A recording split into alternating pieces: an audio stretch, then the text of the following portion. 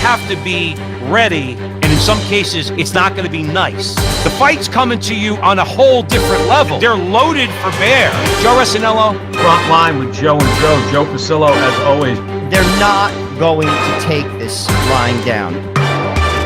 On the Crusade Channel, always on air, and always online at crusadechannel.com.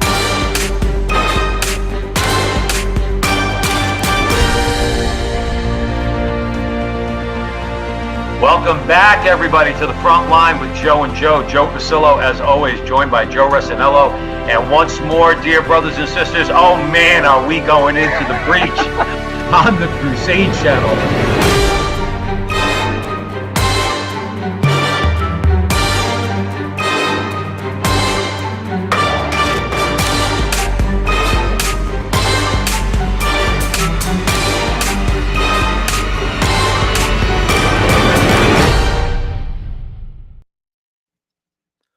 Welcome back, everybody, to the front line with Joe and Joe Pasillo, as always, joined by Joe Russinello.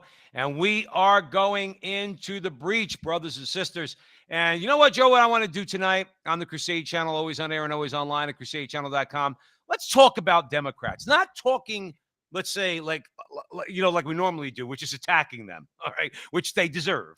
But what I mean by talking about Democrats is let's do to them what they do to us. They're constantly describing our party, our views, the conservative movement, the Catholic Church. They're just chock full of descriptions, okay, describing what we're all about. Well, you want to know what, Joe? They're not so monolithic. I mean, the wizard, all right, has now been exposed behind the curtain. We know that they're not monolithic. They've basically everybody in the middle or moderate is seated to the far left, Joe Russinello. All right. But guess what? They figured they'd try that. I hope for their own sake. Again, if they go down in flames, just, whatever. Okay. I don't care. If they fail as a movement and as a party, I don't care. But I would like to just describe what's going on that side, because you know what's going to happen, Joe?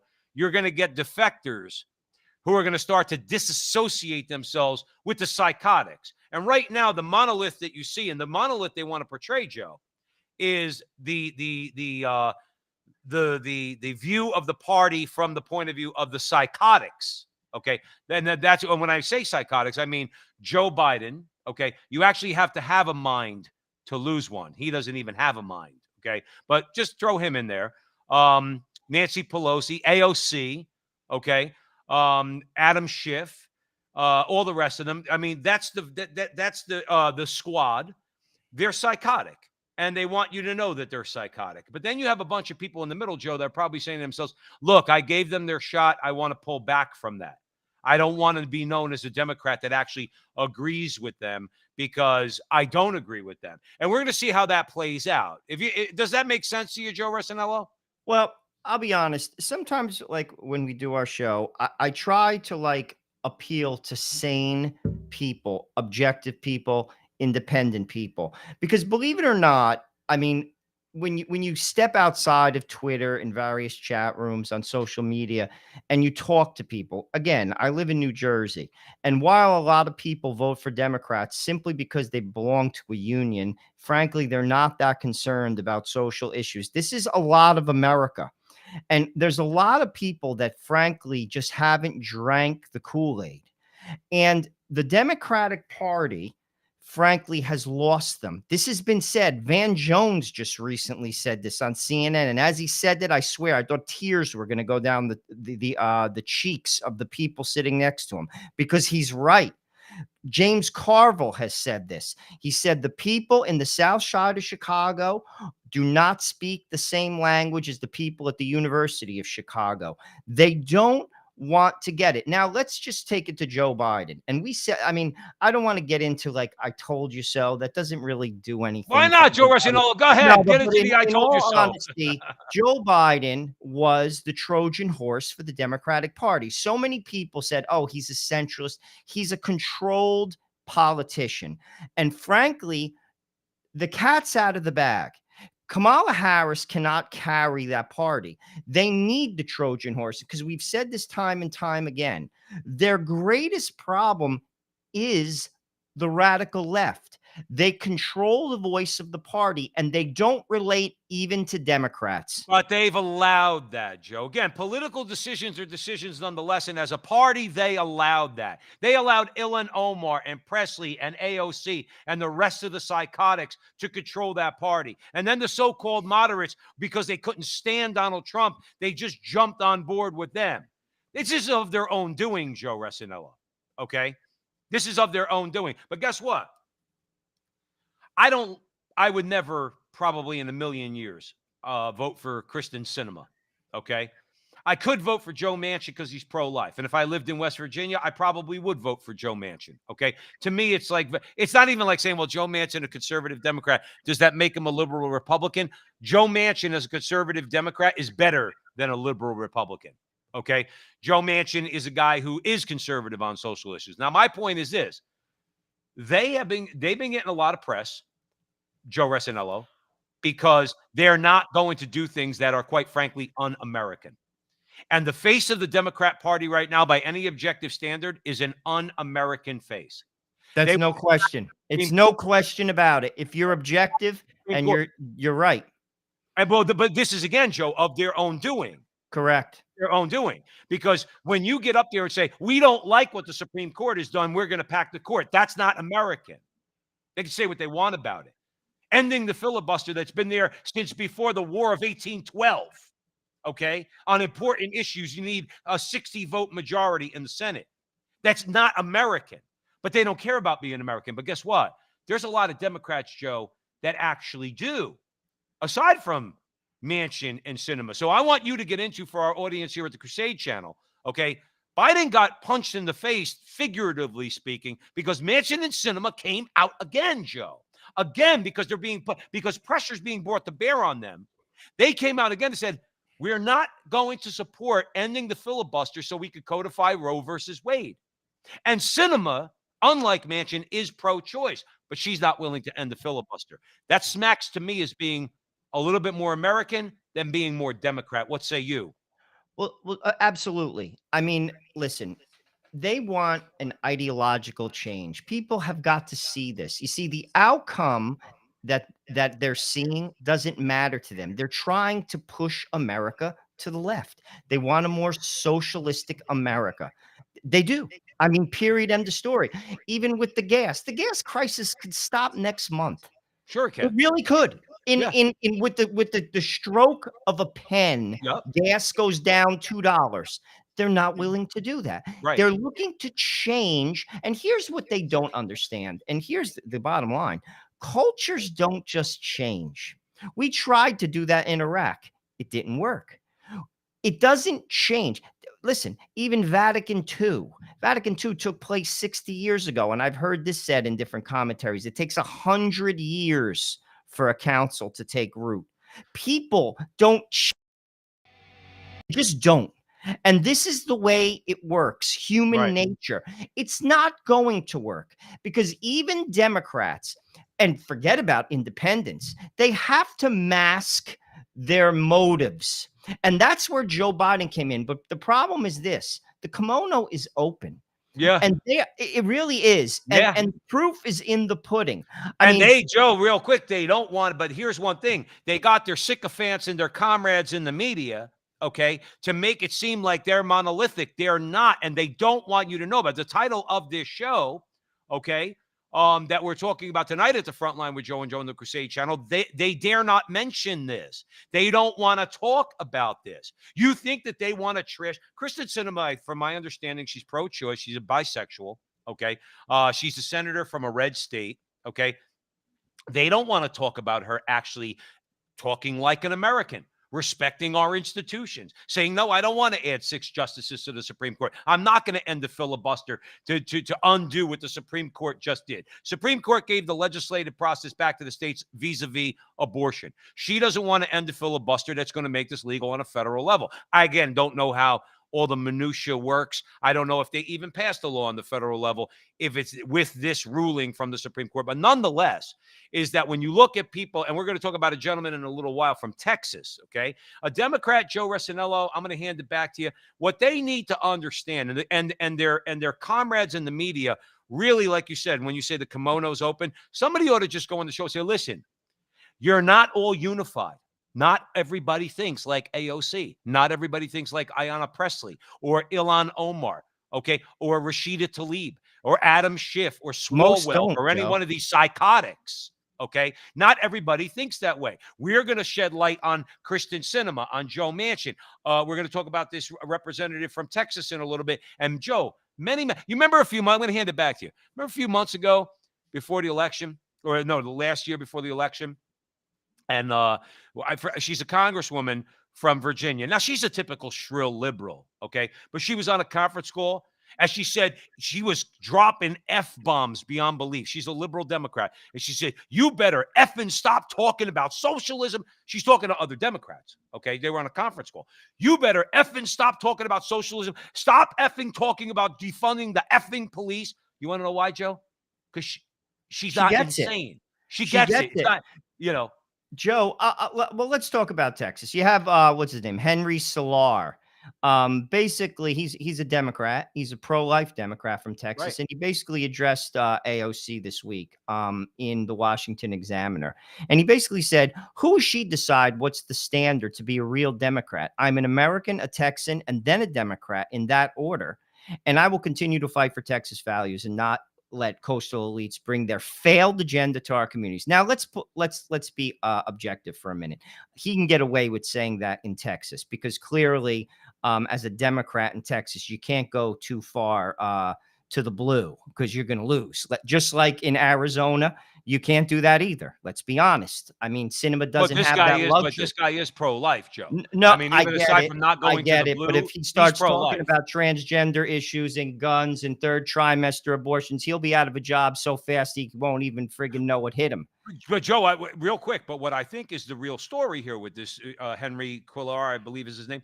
The real story is though, but he actually is pro-life and probably No. I'm just saying the radical stuff. Like, yeah, like I give him credit to a degree, but I can't. It's not like he's doing that in Illinois, or in New Jersey, or in like Chris Smith in New Jersey. I give him credit. Never underestimate people understanding who they appeal to keep their job. Never, because I don't trust any of them. There are very few servants, like servant-minded leaders. Joe, I get you. I agree with you at the front line with Joe and Joe. Joe Pasillo, Joe Russinello, way in the breach on the Crusade channel, always on air and always online. But here's the thing. I got to go, Joe. In my heart, I agree with you. When it comes to the people we usually talk about on the show, okay? But check what this guy says, though. I mean, again, I want your opinion. I'm not telling you something. He said that if you look at what we do as members of Congress, you made a good point, Joe. We represent a district. She represents her district. I represent mine. But Joe, he's also a product of his district. So he goes on to say, because the thing is, a lot of people don't like to talk about, again, talking about the title of this show, which is the Democrats don't want you to know about this guy. Joe, he's not a state representative. He's in the United States House of Representatives. He said, because the things a lot of people don't like to talk about is the fact that not every Democrat is pro-choice. Okay? So the ones that aren't, we really need to assess if it's appropriate for them to continue to serve in 2022. Now, again, she's targeting him. AOC is targeting him, okay, because he has said, I am pro-life. And she's saying, kick rocks, and he's standing firm. So I agree with you, Joe. Usually they want to go along with what their constituents are saying, and they try to reflect their constituents. But I think this guy speaks from the heart. I think he truly is pro-life, and AOC is telling him, we don't want you in our party. Well, I think he speaks from the heart too. I mean, what I will say is this: AOC does not reflect the Democrats across the country, and frankly, neither does New York. I say this all the time. I mean, New York is an anomaly when it comes to America. First of all, it's a melting pot. I've traveled this whole country. You will find, and this includes Chicago. This includes even LA. I mean, even though they say Houston is the most diverse city in America, believe it or not, it's the fourth largest city in America. New York is an anomaly. I grew up with all types of people: Jewish people, Asian people, Filipino people, Indians, Hispanics, Portuguese people, Cubans, black people. Dude, you don't blink an eye at it. It's an anomaly. But here's the thing. AOC does not, her ideas, sane people who are not on Twitter, who spend too damn much time on Twitter, who spend too much time in chat rooms, frankly, don't relate to AOC. If you talk to a Democrat, even in a blue state, you talk to a Democrat and you mention some of the ideas that AOC has put forth, they're not on board with her. Right. I even heard de Blasio blast AOC when she pushed Amazon out of New York City. Cuomo called it political malfeasance. Those are his words. Andrew Cuomo called it political malfeasance. De Blasio blasted her. She is an anomaly, and frankly, she's a cancer in that party. If you're a Democrat, that woman, frankly, is dragging you down. She's a 40-pound plate on your leg in the deep end. Joe, this is going to sound harsh. I want to come across the right way, okay? If a rabid dog, now I'm not talking about a human being here before we really get, their brains to fall out, as my mother would say at the Frontline with Joe and Joe Pasillo, Joe Russinello on the Crusade channel, okay?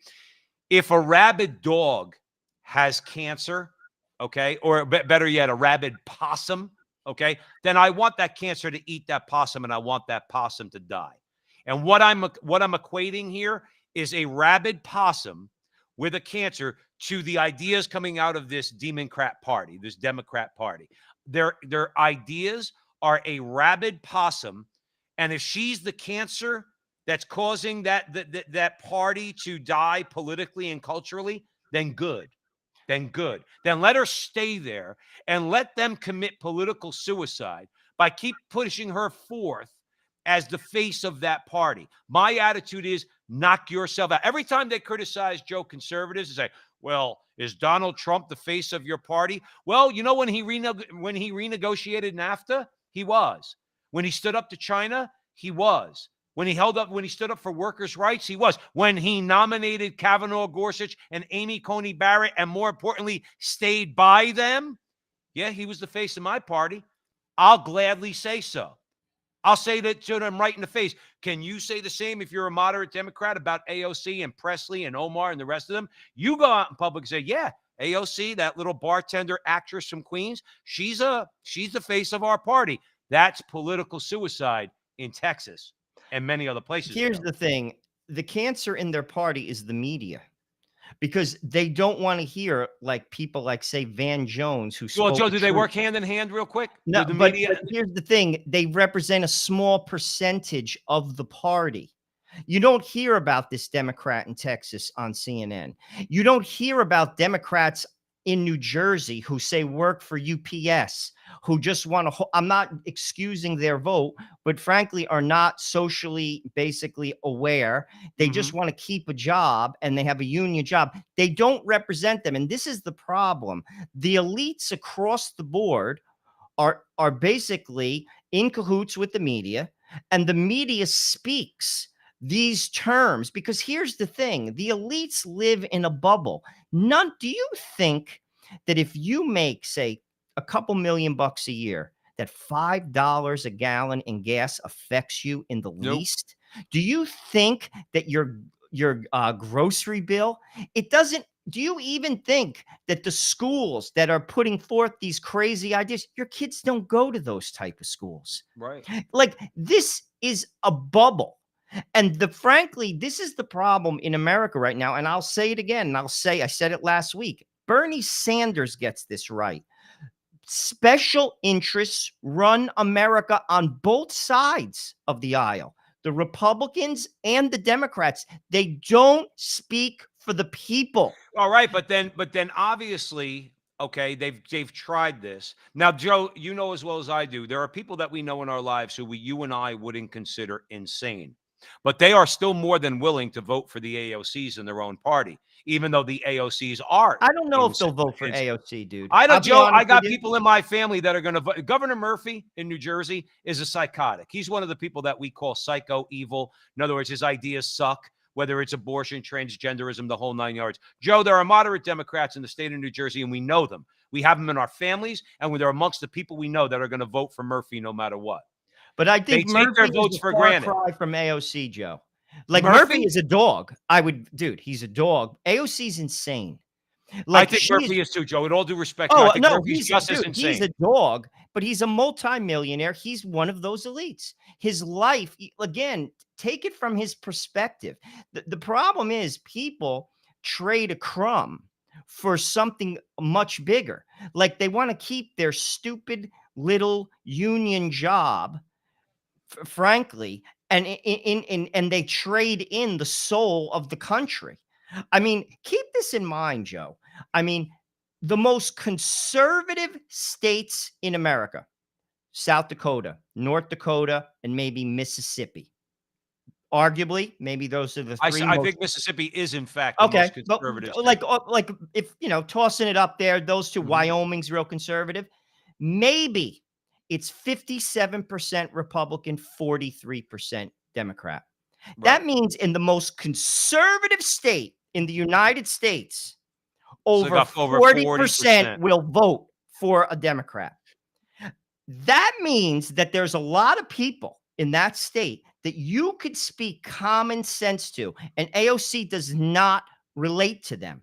But they let her. But those very same representatives, Joe Russinello, those very same state representatives in the House of Representatives from a Democrat, let's say, if there are any from South Dakota, we know we're talking about Henry Cuellar from Texas, okay? But they're allowing AOC to be it's the media that's doing it. Like, but then they got around. Joe, here's my question. I want to get into this further. I want to roll up our sleeves here a little bit on the front line with Joe and Joe on the political end. Joe, November, no matter what happens, they're going to get trounced. I agree. Okay, the Senate could go as much 60 seats Republican. Let's not be pipe dreamers, but let's say we'll be in the high 50s. Okay, the House is going to be overwhelmingly Republican. Okay, are they going to regroup? Are the so-called moderates, the Henry Cuellars, okay, are they going to talk to some of their pro-choice people and on the more moderate end, say, look, we got to moderate our position on abortion. We have to stop with this idea that we're going to have abortion on demand. People don't go for it. Even pro-choice people don't go for it. I know atheist libertarians that I work with who said, number one, they applaud Roe versus Wade getting overturned, Joe. And then because they think it's a constitutional issue, it's a states' rights issue, and they say flat out, "Look, I'm pro-choice. I'm not for abortion on demand up to the moment of birth." These are not religious people. When are they? Are they? I guess is my question to you, Joe. Are they come November when they are going to get trounced? Okay. Are they going to go and back? Are they going to moderate their positions, or are they going to double down? It can't stay the way they are. It'll take more than November, or they got to moderate their positions. It'll take more than November. It could take potentially 8 years of Republicans in the presidency. Then what will happen? It's like getting your ass kicked in plain English. After a while, you just don't want to get your butt beaten. After a while, you reevaluate. Some people amongst you who want to win. It comes down to winning, right? You want to win. That's where a person with a clear mind basically says, listen, you're not going to win. Simply that. Let me put it as plainly as that. You're not going to win. You want to win, you have to change X, Y, and Z. And then you might win. And that's because you could only listen, Joe. Lies only go so far in life. It's like anything. We've all met liars in our lives, worked with them, dealt with them. At the end of the day, you got to be able to do the job. People can con their way into anything. And I've seen it. At the end of the day, you have to perform or you don't keep your job. Their ideas stink and they don't resonate. The problem is this: the media and the elites that control everything have fully embraced the AOCs. Well, let's see what happens when the Republicans, see, remember something, people call me a Republican and I say, bite your tongue. Okay, I vote Republican because I'm conservative. And the fact is, I'm going to do my best to find out amongst my new friends who I've met here in Arizona to see who they're voting for. They're all Catholic. They're all conservative politically. They're all conservative, obviously religiously, more conservative to traditional Catholics. I'm going to see who they vote for. My question is this. My larger point, Joe, Henry Cuellar, as a pro-life Democrat, I firmly believe this, could run and win in AOC's district. AOC could not run and win in his district. That's my view. I think in Queens, where AOC is, I don't think they're all fist in the air, abortion, abortion, abortion, but they are Democrats. And I think a Henry Cuellar, who basically he said, this is what Cuellar said. I think this is very important because, Joe, I want to see an internecine battle in the Democrat Party. I think it would be fun for guys like us, number one. All right. But I think, if that party wants to even survive, as you're trying to explain to them that maybe they ought to rethink their positions. Here's what Henry Cuellar said. I would ask her, AOC, to look up the definition of a progressive in the dictionary. It says that a progressive is one is open to new ideas. The only thing wrong with some of these new progressives is that they're not open to new ideas. They're only open to their ideas. It goes on to say in the article that Cuellar represents a moderate, primarily Hispanic district in Texas. His voting record is consistent, Joe, with most Americans' views on abortion. Now, here's a point I want to kick over to you. He says, now we define ourselves a little differently here, you and I, but nonetheless, it's similar. He says, I'm an American, a Texan, and then a Democrat in that order, and I'll continue to fight for Texas values. Joe, a guy like that, if they want to propose some old-time Democrat values, okay, I'm still not going to vote for him. Him I could vote for because he's pro-life. But some of the more moderate on abortion, they better embrace what this guy's talking about, Joe, or I'm with you. I think a good solid dose of 8 to 10 years of being out of power is exactly what they're in store for. They're not ready for it because the media is not ready to embrace it. Van Jones has also said this on CNN because it happened also in England in the Labour Party. The elites have alienated the working man in the party itself. They don't relate to, say, the union guy who's a cop, who is in the police union. That was a Democrat. It's no longer a Democrat. You lost him, and you need him. You need the Teamsters. You need the auto workers. They don't. Carville said it perfectly. He won for Clinton. He gets it. They're not in tune. You see, people who are outside of big cities, big metropolitan cities, they don't relate to these ideas. They simply don't. Life is different. You don't encounter these type of situations like the situation that happened at the University of Pennsylvania, all these elite kids. That doesn't happen in South Dakota. That doesn't even happen in Western New Jersey. Mm-hmm. They've lost the pulse of their own party. Do they care, Joe? Does it strike you that they don't seem to care? But when they lose, they won't. They will care. They need to get beaten. You see, listen, the media loves it. You watch, because I do flip around every once in a while and I'll listen to CNN and MSNBC because I want to hear what they're saying and their arguments. They are living in the chat room, in the metaverse. Their ideas are insane. To be honest with you, too many people are insane. I'm going to be completely truthful with you. And they don't resonate with normal working people. That's one thing Tim Scott says that I like. Common sense makes for common ground. Right. You're never going to have an extreme that's going to last long in America. The country is all over the place. There's too many different types of people. Like I used the example of Rick Santorum. I agree with Rick Santorum socially. He has no chance in hell to become the president in a broader scope. I am Catholic. I know I could obviously express my opinion. I could pray for the conversion of the country to a degree. It can get better. Could the church get stronger? Absolutely. But you will never see that type of like a Cardinal Burke Catholic as the president of the United States. Dude, Jesus Christ didn't even change the hearts and minds of people that he stood in front of, and he was God. Like, people don't want to bend their knee, including many in the Catholic Church. However, common sense makes for common ground. And when you look at some of the apolitical issues here, which go across both party lines: crime, inflation, gas, Teaching and boys they could be girls and vice versa. bingo, calling parents domestic terrorists. That's an apolitical issue. Right. And until they drop this, you're losing. Well, let's I'm telling you right no, now. then listen, let them shoot themselves in the foot. I would Well, ask they you are. this though. I would ask you this though. But let's remember something. We usually vote for a party, Joe Russinello, that's notorious at shooting itself in the foot, usually because they're in the bag too. And let's be clear. Oh, I no always want to try to question. emphasize to people the Republican Party had better get through their heads, their heads, the politicians, the leaders. Okay. You better start sounding more like Josh Hawley and people like him. You better start sounding a little bit more like Donald Trump. Now, you don't have to tweet to 100 million people. Okay.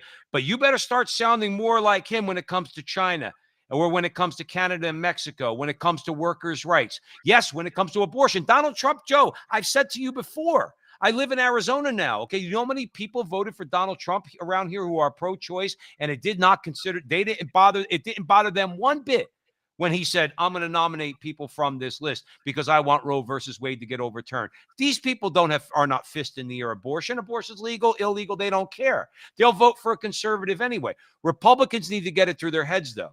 If you're going to continue down this road of not sounding on trade and workers' rights and things like that, of not sounding like Josh Hawley or Donald Trump or others in the party like that, then it's just going to continue to be the same thing. The Democrats who vote for you in the midterms, then they're going to turn around and they're going to switch back, and all the same patterns apply because all the same stupid ideas get rehashed all over the place. Whereas if you really wanted a lasting coalition of power, okay, you just got done. Listen, Joe, the Supreme Court, don't listen to them. The Supreme Court didn't do anything that's going to hurt the Republican Party. Okay.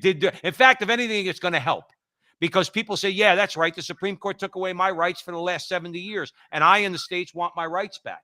If anything, it's going to be good for Republicans. But if they continue with the white shoe country club typical Republican, we're for business, and we don't care about China's atrocities, and we don't care about NAFTA and everything else, Joe, it's just going to be the same old story over and over and over again. And I think I think you're just giving the AOC's power when you do crap like that. Well, the Republican Party has to, let's not even talk about the Republican Party. There has to be a politician that just speaks for people. Like, again, these people are owned. They're owned by special interests, Joe. The Republicans are too. Let's be honest. Let's talk about an issue the Republican Party better get their act together, because I'm going to tell you right now, it's going to happen is if they don't fix the insurance situation, we will have socialized medicine. That's a lock. Right. That's a lock, dude. That's not an if. You heard it here. Because people need insurance to live, and it's becoming a situation where it's become a privilege. They better fix that. And frankly, they don't even talk about it. Well, because the shame of it is, Joe, is with people. They're owned by pharmaceutical companies. They're out of touch. I agree. Our political class, let's look at Congress. This is the House of the people. When has the approval rating, whether a Republican or a Democrat, has been in control of the Congress? When have they ever had over 50% approval? I can't even remember. Not in my lifetime. This is my point. They don't represent people, regular needs, neither of them. The Democrats or the Republicans, they don't. They're owned, all of them. And frankly, people are getting sick of it. Well, when are they going to change that? I understand what could change, I'll be honest with you, as my mother said today over dinner, a miracle.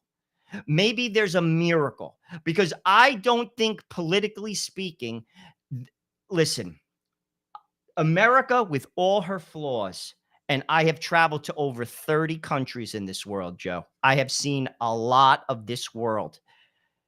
I'm going to tell you this right now. I can't, and this includes Europe, and this includes Canada, and I've been to New Zealand. The opportunities that are available to an American are very unique, that are not available in other places. If you are willing to work hard, it's not easy. And I have seen this.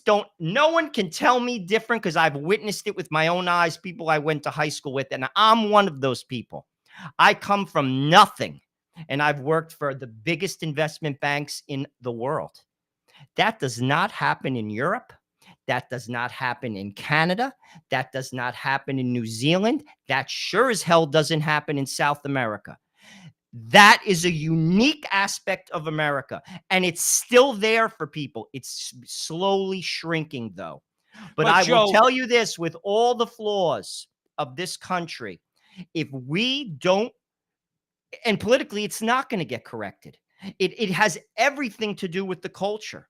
It has everything to do with, frankly, the people shifting their gaze towards God. And then you will see things change. Families, until then, it's never going to get fixed. I understand what you're saying. And but the problem with that too is, but then we sell our souls for the dollar. We sell look at Ireland's a perfect example. When the tech companies all went to Ireland because Ireland dropped their tax rates all the way down. Okay. Now this is a lesson for all of us. Okay. The corporations went in there and the Irish people started to prosper. Then those tech companies said, we really need to visit your abortion laws. We need to visit your marriage laws. No, we need to visit that. This is Ireland, arguably the most Catholic country in the world, or at least a couple of points of history. All right. And they sold their soul for that for their nice paychecks. And they allowed the corporations to bully them. Real quick, Joe. They allowed the corporations to bully them on abortion and gay marriage and the rest of it. Okay. The Catholic Church and the problems in Ireland didn't help either. Okay.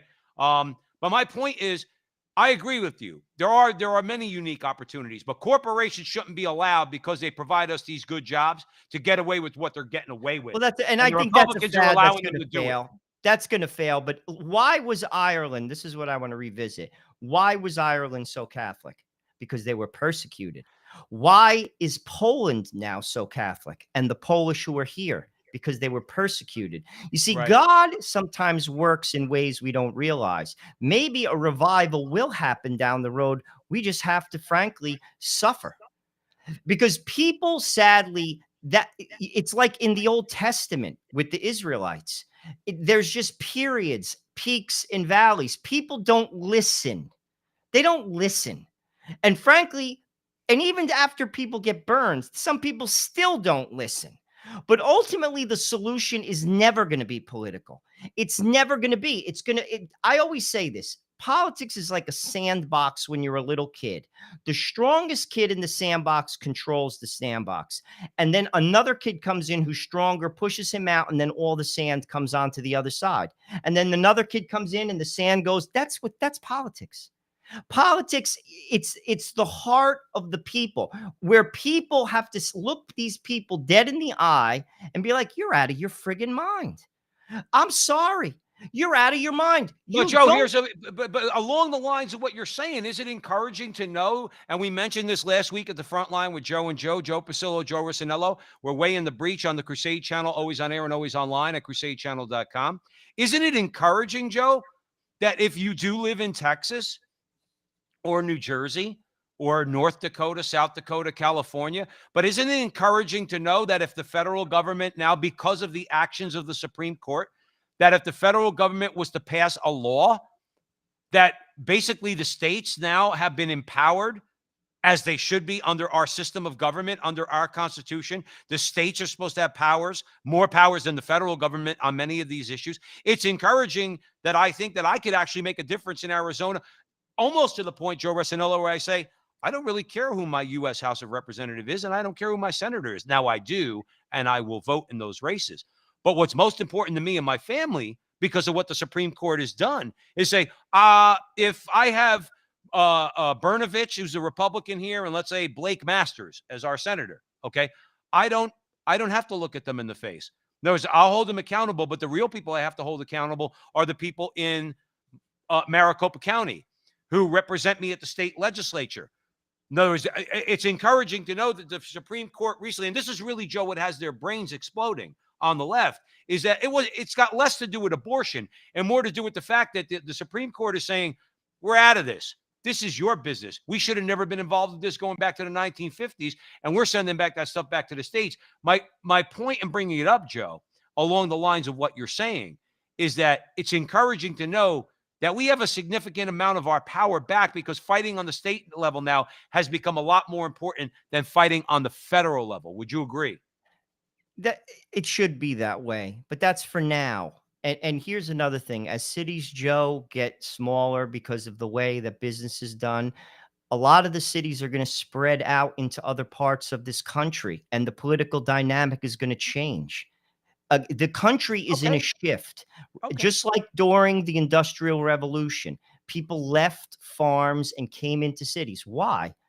Because they had to work and they needed work. They went to Detroit, they went to Chicago, they went to Newark, they went to Patterson to work. And now what you're going to see, and dude, jobs are hybrid like structures now. People could live 100 miles from a city, and you're going to start seeing that. And as time goes on, you're going to see more of it. The country is going to change once again. Ultimately, I'm not looking for short-term fixes. I'm looking for big fixes. And politics is not the answer. Obviously, I'm going to vote as a Catholic. I always have, and I'm always going to. But the solutions are not even on a federal, like from a federalism perspective. The solution is to convert the country.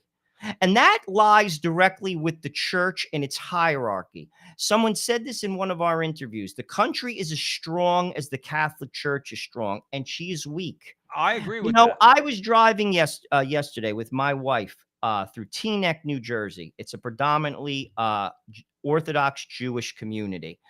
And you know something? It was so beautiful to see. It was Saturday.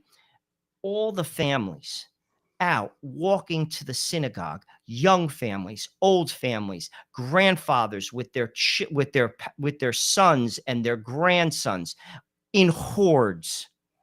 And they don't even have the Blessed Sacrament. They outdo us. That should be every parish in America, and it's not even a fraction of Well, it. Joe, you're right. We're our worst enemy. I agree. And But until that gets fixed, don't expect the politics to be fixed. no, Don't no, I expect. don't want to give you the wrong impression, Joe Russinello. I don't want to give you the wrong impression. Okay, I was making my point in agreement with what you're saying. The politics are important. Voting, being active. Joe, you did a video last year when they wouldn't let you fly the pro-life flag over there in what was it, Lyndhurst or North Arlington or Rutherford. Rutherford? Okay, so you know how important the politics are. However, I agree with you. Okay, I think that before the conversion, we have to fight the cultural battle. I think the bad ideas that have seeped into the culture really have to be attacked. We're going to get into that in a little bit in our last segment. But let's real quick segue. Before we segue into that, I do want to put a finer point and a quick comment from you. All right. This is what I don't know, Joe Russinello. I don't know if you want to get elected in San Francisco, if you want to get elected in a big college town, okay, where they don't really like America too much. I might agree. If you're a Democrat, though, in Detroit who worked for the car companies, I got to believe you love your country, okay, and a lot of other industries. The Pima County, Arizona Democrat Party, they got busted. They got busted, thank God, okay? They put up a post on Facebook and Twitter that said F the fourth. Now, I don't need to get into the whole story, okay? But this was the Pima County, Arizona Democrat Party, and they had a meme up there, and it said F the fourth. Joe, I'm going to kick it to you, but then we're going to move on to our next topic. If you want to get elected dog catcher, I really don't think on the 4th of July you should put a post on Twitter and Facebook saying F the fourth. Just me, Joe. Maybe I'm wrong. That's sadly a lot of people think like that. That's the AOC crowd. They don't believe in the institution of America. You see, I do. I do. Right. Is it perfect? No, but I do. You know something? Like I said, it worked for me. I'm the son of a barber. I'm 100 years, the grandson of a farmer in southern Italy. And it worked for me. Hard work. and you're putting your nose to the ground, family values, family sticking together, and it can work for you. They don't believe in it. And I'm going to be honest with you, it's a sad, sad state of affairs, because I'm going to tell you this, coming from a guy, I've seen the world. Go to Paraguay. I've been there. Go to India. I've been there. Go to Haiti. I've been there twice. Go to parts of Europe. The only people that thrive are elites, people who get like a 13 something and above on their SAT, or who are rich. Do you think in the Philippines you're getting a college loan? Do you think in the Philippines you're getting a business loan to start a business? It doesn't work that way. And people don't get it. They don't get it. In plain English, are there problems here? Oh, yes. Could we get better? Oh, yes. Should we turn to God? Frankly, that's up to the Catholics. We have to be leaven. I invite all people to read Chapuis's book, A Post-Christian Society, and also Give to Caesar unto Caesar and Give to God what is God. We're supposed to be leaven in the world. And you talk about apolitical issues that resonate with all people. I'm going to tell you how to resonate with people, both traditional Catholics as well as liberal Catholics. Living a self-sacrificial life resonates with people. It stops traffic. And until the Catholics begin to start doing that, nothing is going to change. Joe, Not in the church or in the country. Joe, I'm not going to disagree with you on that at all. Okay, but one of the things, look, I'm not going to judge them, and I know you're not either. They're liberal Catholics. God bless them. You're going to have to stand before Christ, as I will too, and I'll have to answer for my sins, or you're going to have to answer for yours. But these people are delusional. I got into a little back and forth, and he hasn't responded with Mark Shea. I think Mark Shea is really not a nice guy. I think he's a very uncharitable man. Who is he? Says basically Mark Shea's a liberal Catholic. He's had debates with different people like Chris Ferrara and Michael Voris and Michael Matt. And he's being very unfair. I used to give him a little bit more credit. Mark Shea's being very unfair. He's basically saying that if you voted for Trump to overturn Roe versus Wade because of the judges, that you're part of a MAGA antichrist movement. He's very, very, very uncharitable. Okay. And he's the type of guy that, like, well, let me not get into that. That's a conversation for another day. Maybe he'll get back to me. Maybe somebody who knows him will flip him this video. I offered for him to come on the show and tell us how, if we voted for Trump for judges because we wanted to overturn Roe versus Wade, basically saying that we're part of an antichrist conspiracy. And he's not one of those conspiracy nuts. He's just a liberal. Okay. But anyway, let's talk about the need to go on the offensive. Joe, we need to change the culture.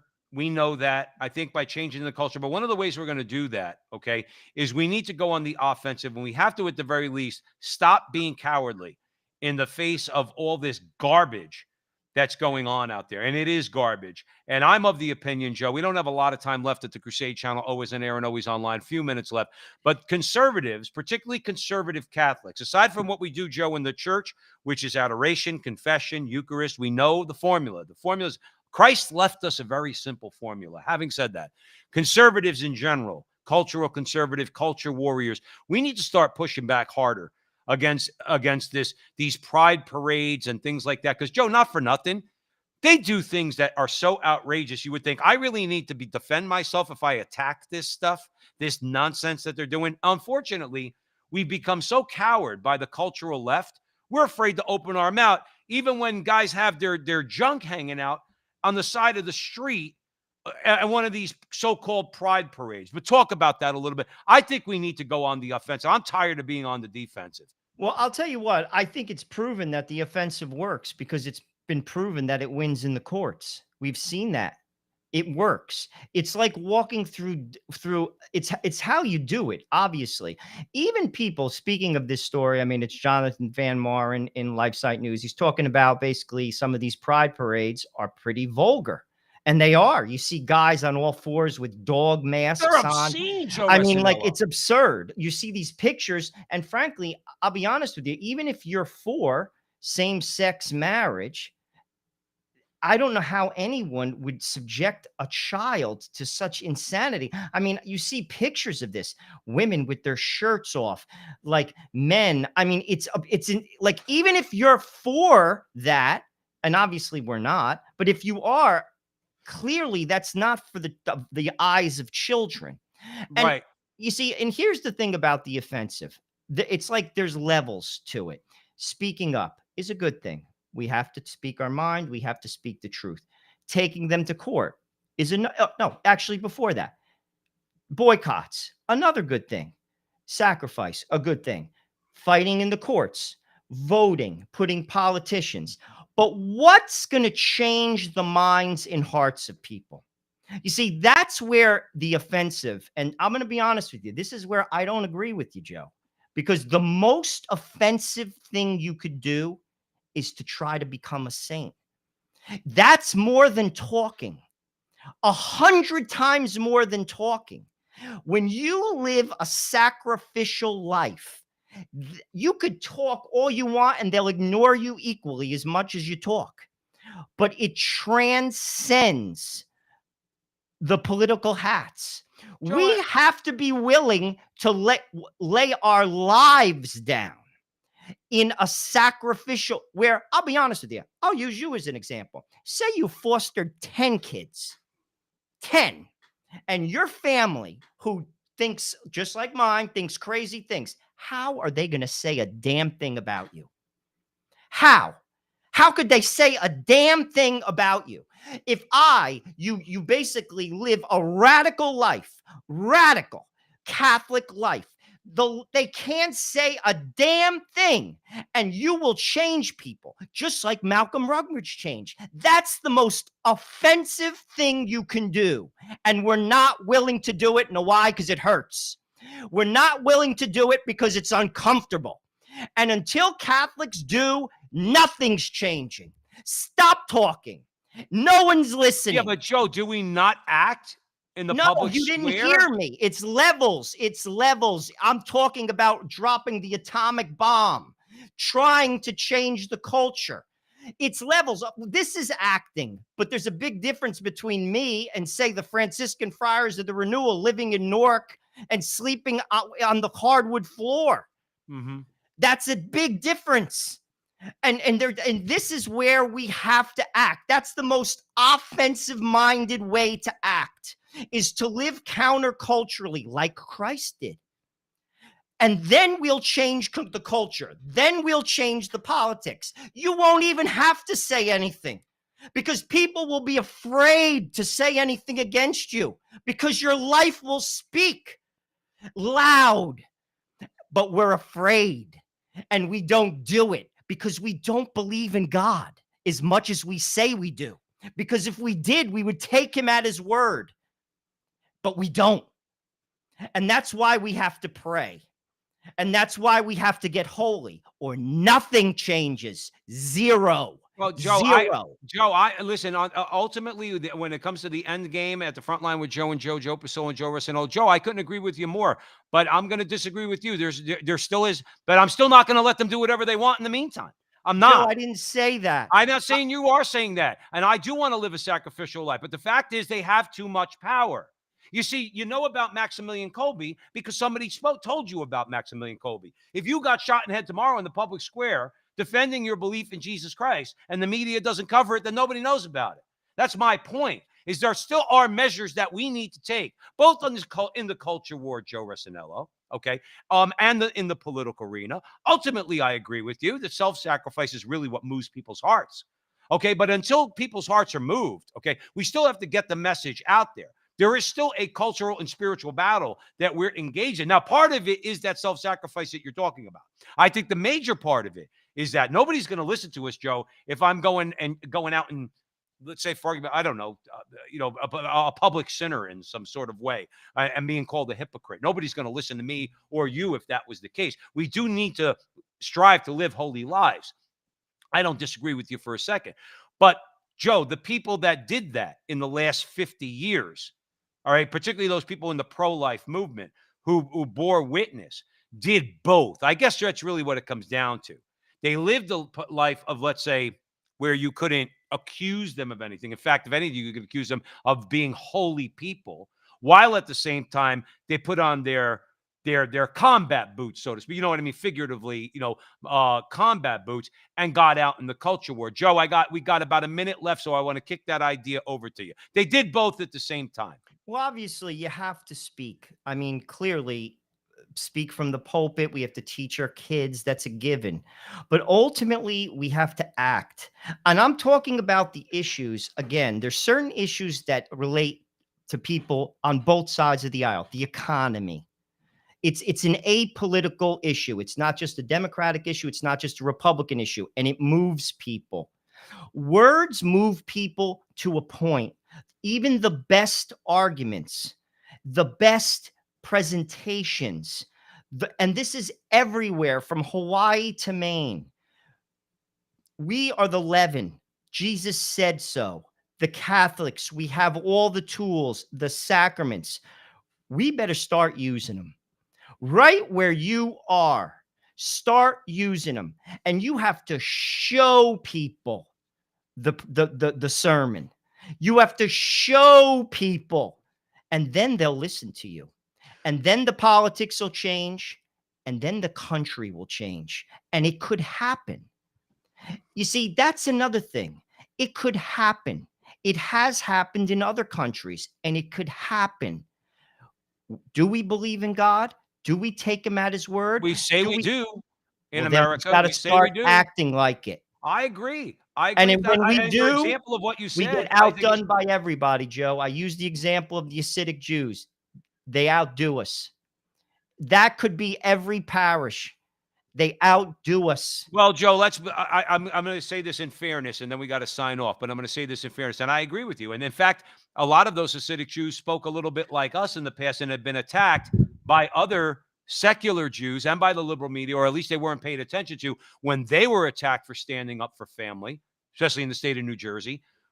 We covered that before. But in fairness, Joe, amongst the 30% of Catholics in America that do believe in the real presence, you have that, Joe. You have that. You're an example of that. I am too, to a degree. Okay. I have one foster son who's hopefully going to become adopted, and I'm going to get another one. Okay. So that's the route I have to go. You have 5 kids. I go primarily lately. I've been going to Latin Mass, Joe. That's all I see is big kids. So what I would tell you is a big family, excuse me. What I would tell you is this. You're right. The Jews do it, but they're a small remnant of the overall amount of Jews in America. The Catholics do it, but we're a smaller remnant of the overall Catholic community in America. My point is this: where we have overlap, I think we fight with them against the enemies of our souls, the enemies of our children. Okay. And yeah, live by that example. I agree with you. Rabbi Yehuda Levin, how many kids does he have? 17. Okay. We interviewed him a while ago. Okay. How many children do you have, Joe Russinello? 5. Having gotten married at what, 44 years old? Again, we're doing it, Joe. And my larger point is I think we do both at the same time. Unfortunately, we have to leave it there at the Crusade Channel, always on air and always online at crusadechannel.com, the last live radio station standing. Thank you all for joining us at the Frontline with Joe and Joe. Remember, follow us wherever you find us on social media, primarily Frontline with Joe and Joe on YouTube or the Frontline TV on YouTube. Like, subscribe, share. Do all that fun stuff. And remember, until the next time, that our conversation is your conversation, and that conversation is going on everywhere. We will talk to you soon.